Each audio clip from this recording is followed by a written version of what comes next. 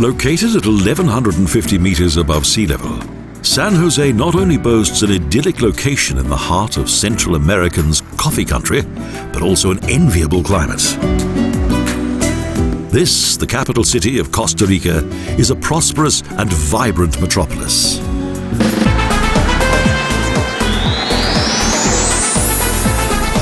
Avenida Secunda is the name of the main artery that runs through its center. A wide road usually crammed with taxis and buses.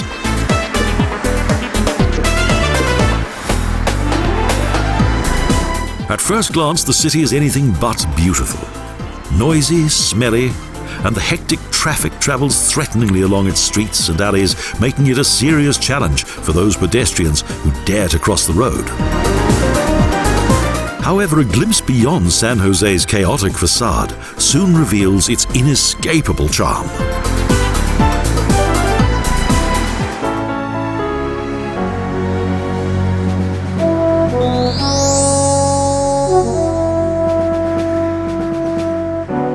The large Plaza de la Democracia was inaugurated in 1989 to mark the American summit.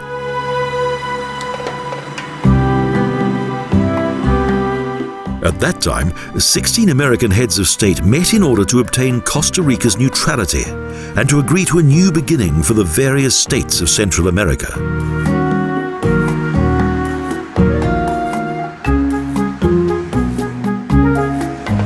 The Civil War and subsequent atrocities in the neighboring country of Nicaragua brought about US intervention in the region that led to both uncertainty and instability.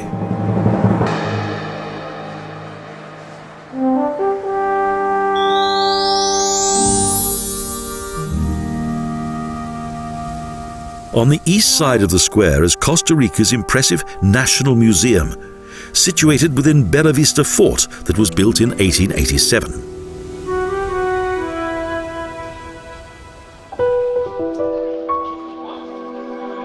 The extensive collection of archaeological finds includes stone objects such as blades, scrapers, knives, and drills.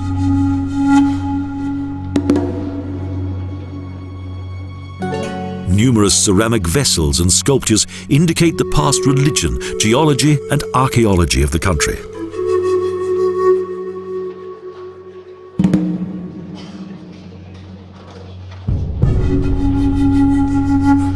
Particularly impressive is the Pre-Columbian collection of metatis, offering tables that consist of volcanic rock, unique documents of a colorful history.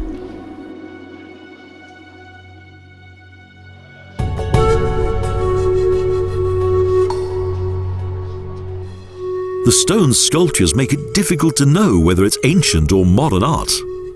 Both ancient and modern, and so similar in design.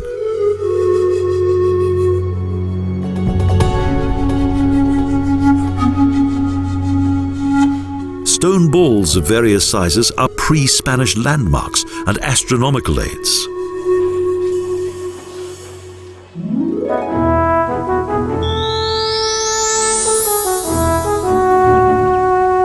Next to the National Museum is the magnificent, shining pride of the country, the Palacio Nacional, the Parliament building.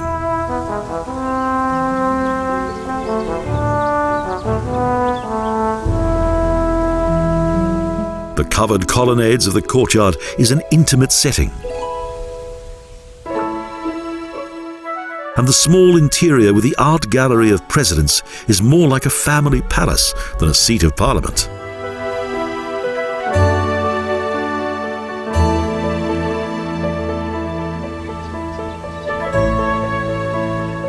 A second single-story courtyard contains Arabic decoration.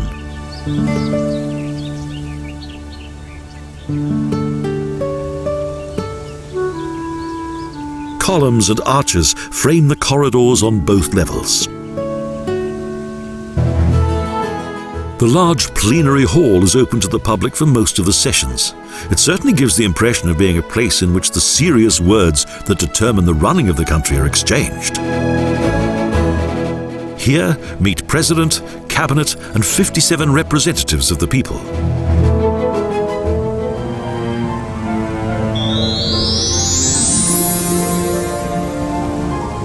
Behind the Palacio Nacional is the Parque Nacional, a large and tranquil park that is dominated by a war memorial.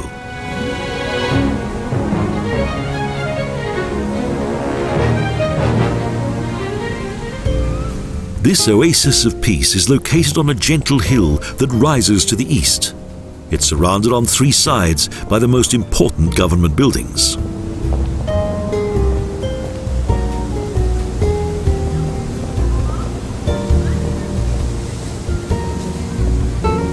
Winding paths are lined with green trees, palms and bamboo groves.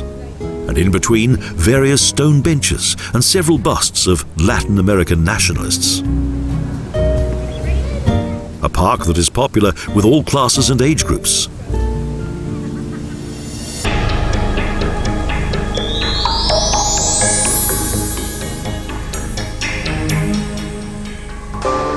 The more that the coffee producers from the surrounding slopes prospered, the more the city blossomed, bringing parks, squares, mansions and magnificent buildings.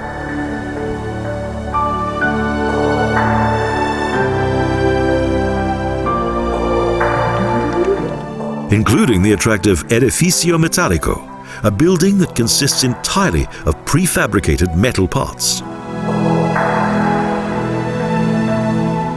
The items were made in Belgium, shipped to Costa Rica, and then welded together in 1892.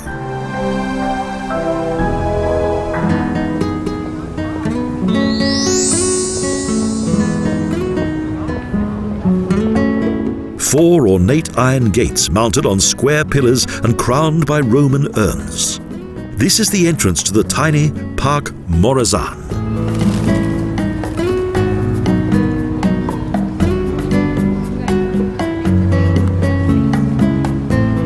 The park was created as a plaza and later named after Francisco Morazan, who was briefly president of Costa Rica. A large bust of South American freedom fighter Simon Bolivar is close to a neoclassical circular temple.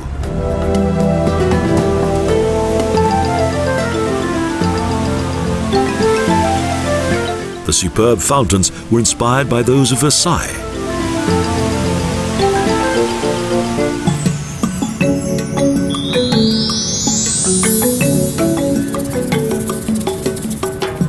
In the northern section of the city is the Parque Zoológico Simón Bolívar. Costa Rica possesses many fine nature reserves that contain much wildlife, and San José has a superb zoo in which the animals can be seen at close quarters.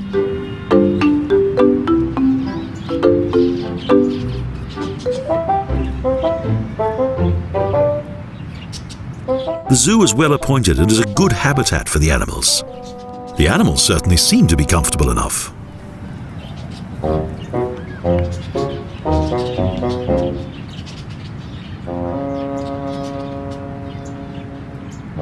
The zoo features mainly creatures from the jungles of Costa Rica, including more than 100 species of bird. A good selection of both African and Asian wildlife is included. It's certainly well worth a visit for both young and old alike, entertaining and educational. A great place in which to observe some of nature's most powerful wildlife, safely and securely, without fear of coming to harm.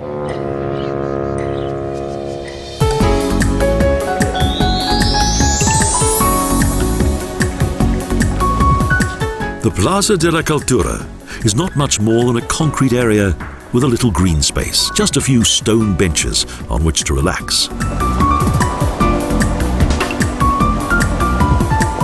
But it's a popular meeting place for both people and pigeons. Difficult to imagine that deep below the plaza, remarkable treasures of gold are stored behind sturdy steel doors.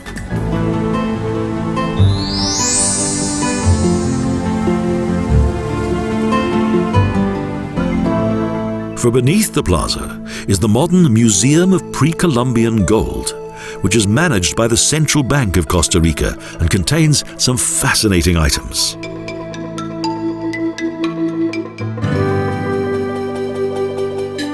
There are shamanic animal figures and erotic statuettes. Gold burial objects and ancient treasure chests with their contents exposed. Artifacts that date back to the 5th century BC. Various illustrations demonstrate that many pre-Columbian peoples were skillful goldsmiths. Their works cast and worked by hammer.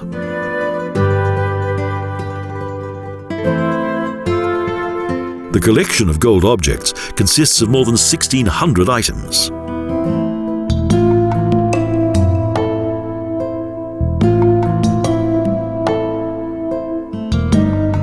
These treasures originate from the Chorotegas, a people that 2,500 years ago introduced agriculture, pottery, and the art of gold editing.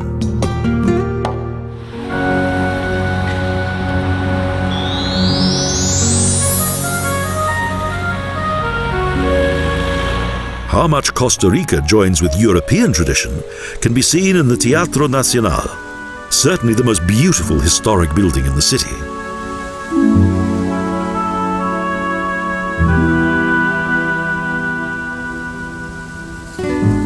The coffee barons, to whom the glorious development of San José is owed, introduced taxes for the export of coffee beans, and so funded the construction of this magnificent building.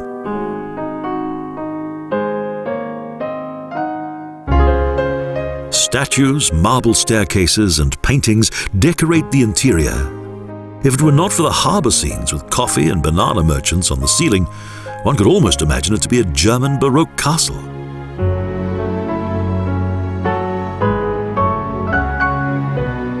In 1897, the theatre was inaugurated with a performance of El Fausto de Gounod by the Paris Opera Ensemble. And it is still a place of culture.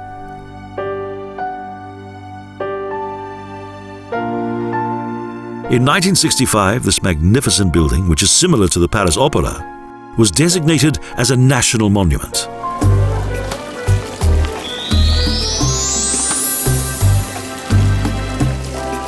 In front, on the Plaza de la Cultura, is the noble Gran Hotel Costa Rica, together with the National Theatre, the architectural heart of the city.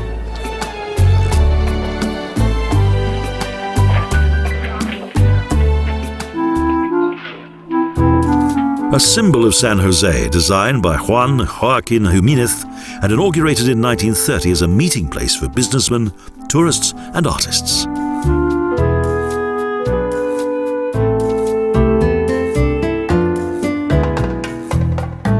A dignified atmosphere wherever you look. And the dining room even now exudes the ambience of a glorious age.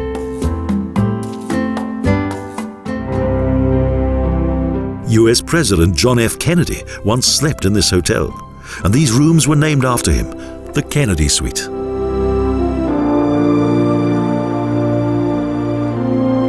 It's full of nostalgia, and old photos adorn the walls.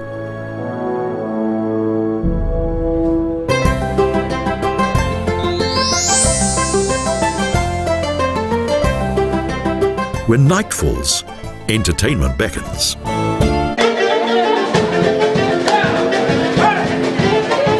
Music and dance are to be found throughout Costa Rica, and in song and dance the South American temperament is plain to see.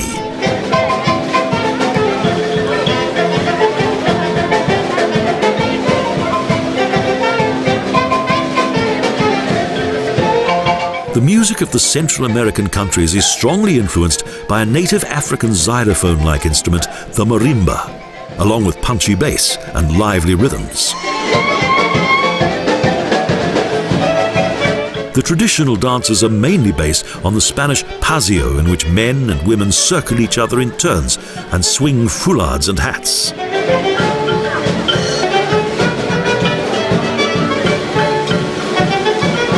The female dancers present themselves temperamentally in splendid dresses, and the men wear colourful bolero jackets and high, tight trousers decorated with silver buttons. It's a marvellous spectacle in which the joy and lightness of the ticas, as the residents are also called, can be experienced at close quarters.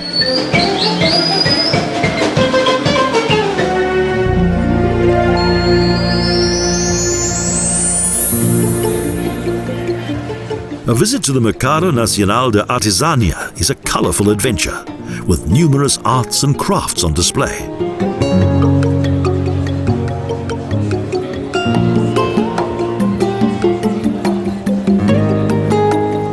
Here, there's a good variety of wood carvings and weaving products which come from Guatemala and Nicaragua, as well as all kinds of souvenirs.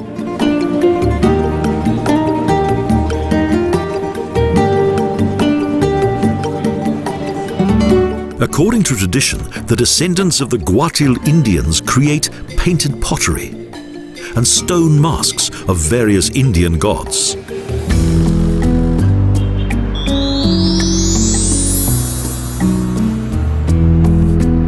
The Ticas love their tightly arranged Parque Central, with its unusual monumental pavilion that is supported in its center by curved columns.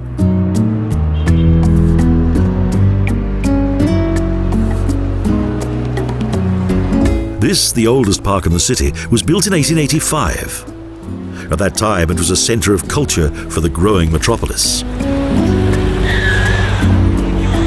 Today, it's a place for relaxation and watching the world go by.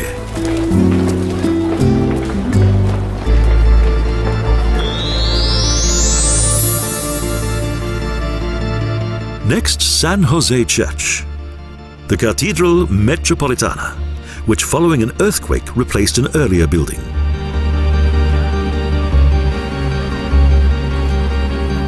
Dating from 1871, the new building was constructed according to neoclassical design, with an austere façade and Doric columns that support a gable.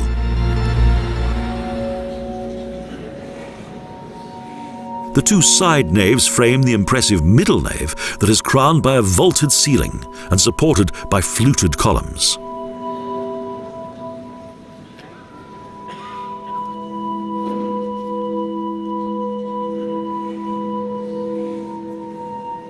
Above the precious main altar that consists of a marble plinth of simple timber construction rises an oversized dome.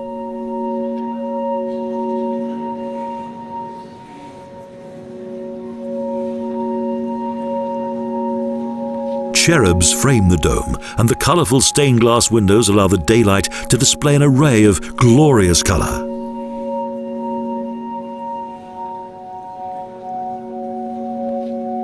The painted wooden figures of numerous saints and the ceiling painting of Christ and God the Father are typical of Latin America.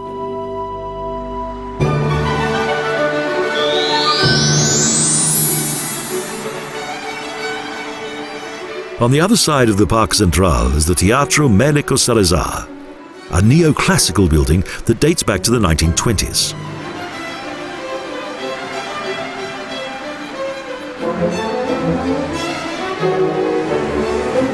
Fluted Corinthian columns, stone bay windows and several balconies on the facade embellish this national monument.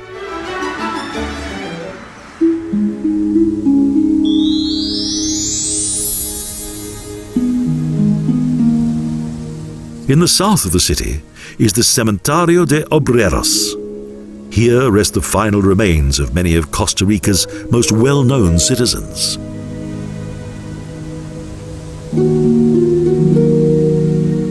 Impressive mausoleums and gravestones are laid out in perfect order, artistically decorated with angels, cherubs, sculptures and ornaments.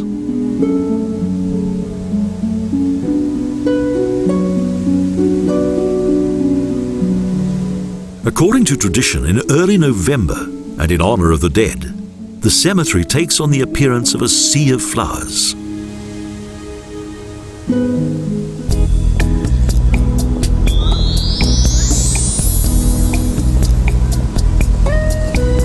At the west end, the Paseo Colón Boulevard leads to the Parque Sabana de Metropolitano, an extensive green space with an artificial lake and shaded pathways.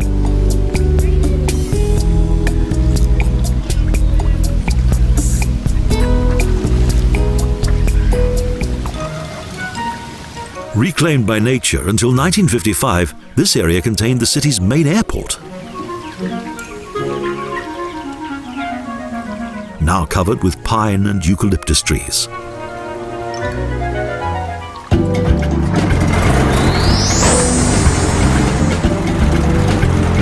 The city's central market is a strange curiosity, a maze of narrow streets and market stalls.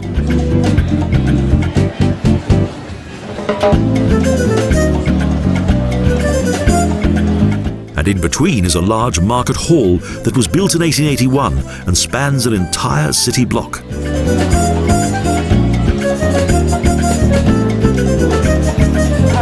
In this exotic smorgasbord, there's every imaginable product. Noisy street vendors ply their wares, and market stalls also offer cheap food, truly fresh coffee beans, and delicious coffee.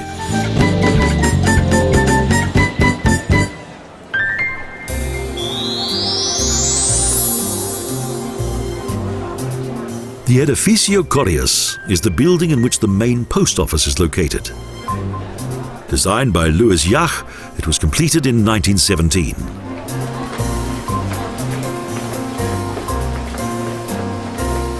It features several daring and ingenious architectural styles, with a number of arcades supporting the midsection.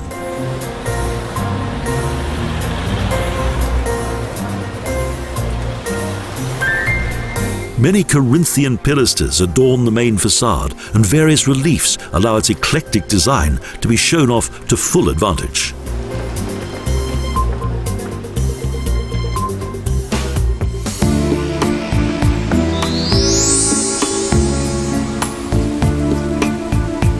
In Barrio Amon, one of the oldest districts of San Jose, are several manor houses of the former coffee barons.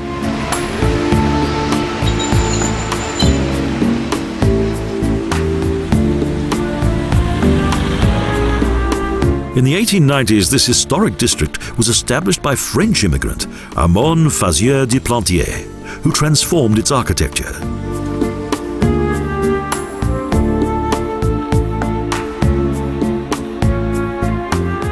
Here there's a fine and intriguing array of French, colonial, Moorish, Victorian, and Caribbean architecture.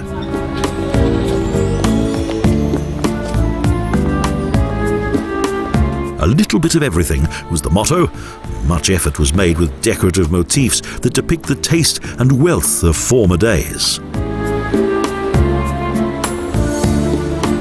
Following a period of decline, it's been extensively renovated to assure its survival for future generations.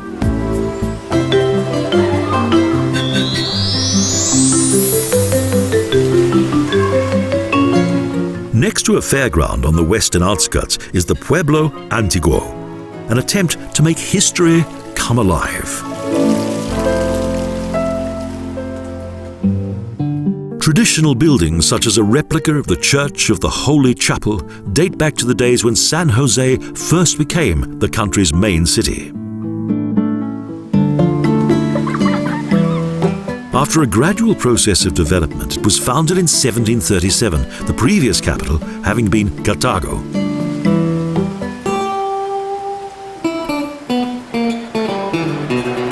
Tantamount to being an open-air museum, Pueblo Antiguo features a railway station with various carriages and locomotives.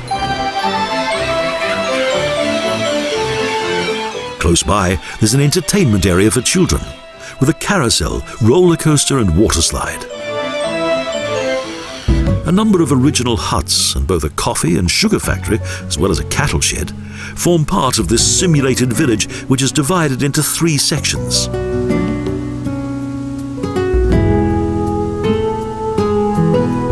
Life in the city, the countryside and the coast. It's a fine journey that explores the past. However, in San Jose, time doesn't stand still.